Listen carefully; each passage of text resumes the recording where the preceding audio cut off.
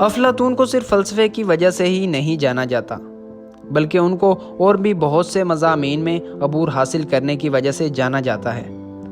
ان مضامین میں ریاضی، شاعری، موسیقی وغیرہ شامل ہیں۔ ناظرین، تعلیم کے ساتھ ساتھ انہوں نے 3 جنگوں میں بھی حصہ لیا، اور ان جنگوں میں افلاطون اپنی مثال آپ بنے، مگر ان کی وجہ سے ان کو کوئی خاص شہرت نہیں ملی۔ ان کو اگر شہرت ملی ہے تو ان کو ان کے فلسفے کی وجہ سے کافی جانا جاتا ہے۔ افلاطون کے استاد، جن کا نام سقراط تھا، ان کا کہنا تھا کہ افلاطون ان کا سب سے زیادہ اچھا اور فرما بردار شاگرد ہے۔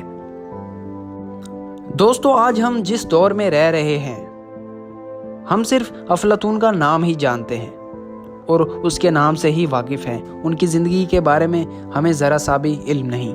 ناظرین، افلاطون کو زیادہ تر ان کے مکالمات کی وجہ سے جانا جاتا ہے۔ افلاطون